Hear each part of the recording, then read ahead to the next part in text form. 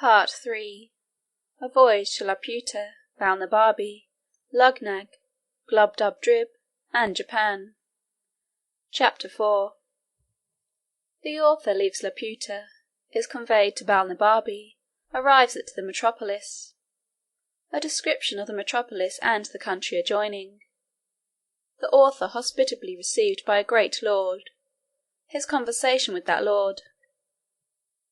Although I cannot say that I was ill-treated in this island, yet I must confess I thought myself too much neglected, not without some degree of contempt, for neither prince nor people appeared to be curious in any part of knowledge, except mathematics and music, wherein I was far their inferior, and upon that account very little regarded. On the other side, after having seen all the curiosities of the island, I was very desirous to leave it, being heartily weary of those people. They were indeed excellent in two sciences for which I have great esteem, and wherein I am not unversed, but, at the same time, so abstracted and involved in speculation, that I have never met with such disagreeable companions. I conversed only with women, tradesmen, flappers, and court pages, during 2 months of my abode there, by which at least I rendered myself extremely contemptible. Yet these were the only people from whom I could ever receive a reasonable answer. I had obtained, by hard study, a good degree of knowledge in their language. I was weary of being confined to an island where I received so little countenance, and resolved to leave it with the first opportunity. There was a great lord at court, nearly related to the king, and for that reason alone used with respect. He was universally reckoned the most ignorant and stupid person among them. He had performed many eminent services for the crown, had great natural and acquired parts, adorned with integrity and honour, but so ill an ear for music, that his detractors reported he had been often known to beat time in the wrong place. Neither could his tutors, without extreme difficulty, teach him to demonstrate the most easy proposition in the mathematics. He was pleased to show me many marks of favour, often did me the honour of a visit, desired to be informed in the affairs of Europe, the laws and customs, the manners and learning of the several countries where I had travelled. He listened to me with great attention, and made very wise observations on all I spoke. He had 2 flappers attending him for state, but never made use of them, except at court and in visits of ceremony, and would always command them to withdraw when we were alone together. I entreated this illustrious person to intercede in my behalf with his majesty, for leave to depart, which he accordingly did, as he was pleased to tell me, with great regret, for indeed he had made me several offers very advantageous, which however I refused, with expressions of the highest acknowledgment. On the 16th of February I took leave of his majesty in the court. The king made me a present to the value of about £200 English, and my protector, his kinsman, as much more, together with a letter of recommendation to a friend of his in Lagado, the metropolis. The island being then hovering over a mountain about 2 miles from it, I was let down from the lowest gallery, in the same manner I had been taken up. The continent, as far as it is subject to the monarch of the flying island, passes under the general name of Balnibarbi, and the metropolis, as I have said before, is called Lagado. I felt some little satisfaction in finding myself on firm ground. I walked to the city without any concern, being clad like one of the natives, and sufficiently instructed to converse with them. I soon found out the person's house to whom I was recommended, presented my letter from his friend the grandee in the island, and was received with much kindness. This great lord, whose name was Munodi, ordered me an apartment in his own house, where I continued during my stay, and was entertained in a most hospitable manner. The next morning after my arrival, he took me in his chariot to see the town, which is about half the bigness of London. but the houses very strangely built, and most of them out of repair. The people in the streets walked fast, looked wild, their eyes fixed, and were generally in rags. We passed through one of the town gates, and went about 3 miles into the country, where I saw many labourers working with several sorts of tools in the ground, but was not able to conjecture what they were about, neither did observe any expectation either of corn or grass, although the soil appeared to be excellent.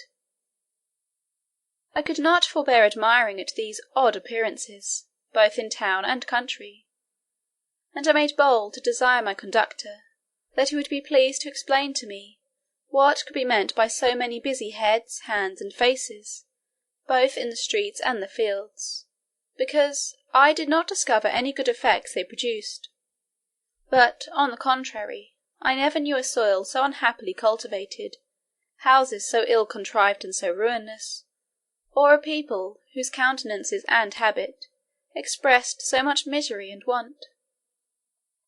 This Lord Munodi was a person of the first rank, and had been some years governor of Lagado, but by a cabal of ministers was discharged for insufficiency. However, the king treated him with tenderness, as a well-meaning man, but of a low contemptible understanding. When I gave that free censure of the country and its inhabitants, he made no further answer than by telling me, "that I had not been long enough among them to form a judgment, and that the different nations of the world had different customs," with other common topics to the same purpose. But when we returned to his palace, he asked me, how I liked the building, what absurdities I observed, and what quarrel I had with the dress or look of his domestics. This he might safely do, because everything about him was magnificent, regular, and polite. I answered, that his excellency's prudence, quality, and fortune had exempted him from those defects, which folly and beggary had produced in others. He said, if I would go with him to his country house, about 20 miles distant, where his estate lay, there would be more leisure for this kind of conversation. I told his excellency that I was entirely at his disposal, and accordingly we set out next morning. During our journey he made me observe the several methods used by farmers in managing their lands, which to me were wholly unaccountable, for, except in some very few places, I could not discover one ear of corn or blade of grass. But in 3 hours' travelling the scene was wholly altered. We came into a most beautiful country, farmers' houses at small distances neatly built, the fields enclosed, containing vineyards, corn grounds, and meadows. Neither do I remember to have seen a more delightful prospect. His excellency observed my countenance to cheer up.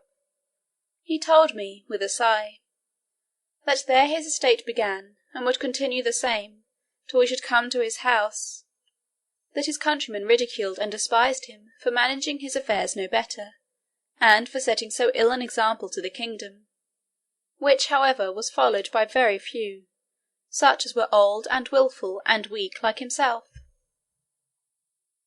We came at length to the house, which was indeed a noble structure, built according to the best rules of ancient architecture.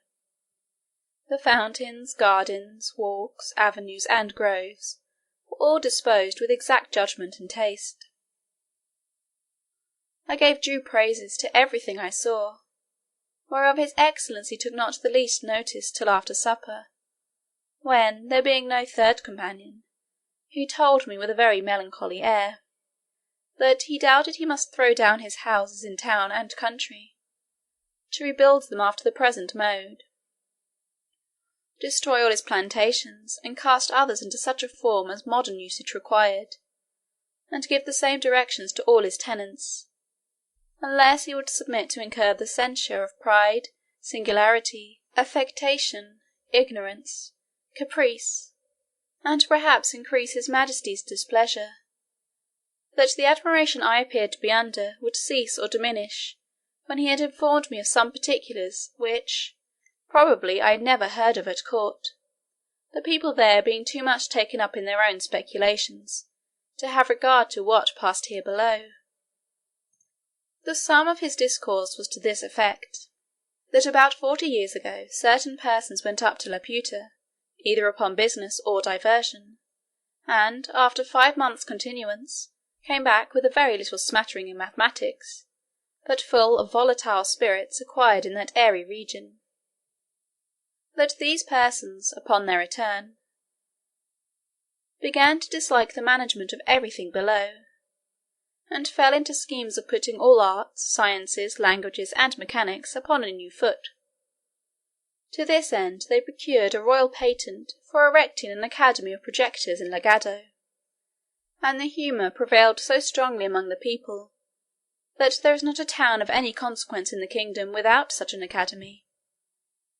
In these colleges the professors contrive new rules and methods of agriculture and building, and new instruments and new tools for all trades and manufacturers, whereby, as they undertake, one man shall do the work of 10, a palace may be built in a week of materials so durable as to last for ever without repairing.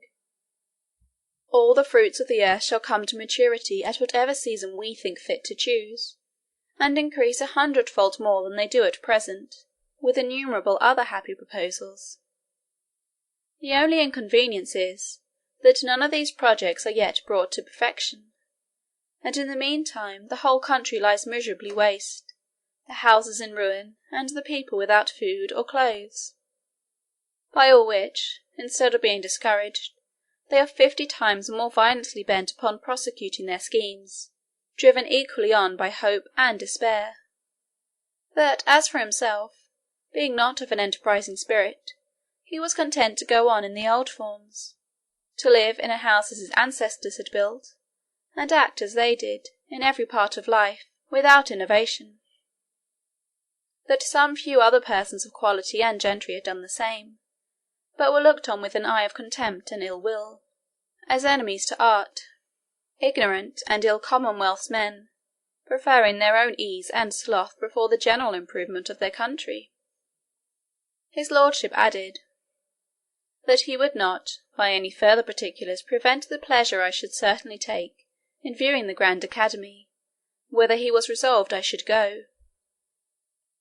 He only desired me to observe a ruined building upon the side of a mountain about 3 miles distant, of which he gave me this account. There had been a very convenient mill within 1/2 mile of his house, turned by a current from a large river, and sufficient for his own family, as well as a great number of his tenants.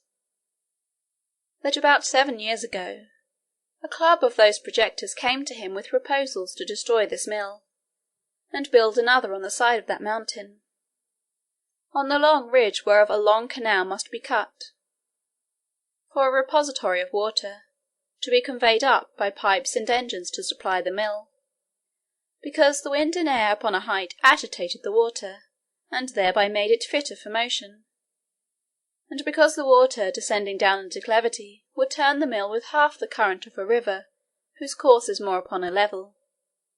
He said, that being then not very well with the court, and pressed by many of his friends, he complied with the proposal, and after employing 100 men for 2 years, the work miscarried, the projectors went off, laying the blame entirely upon him, railing at him ever since, and putting others upon the same experiment, with equal assurance of success, as well as equal disappointment.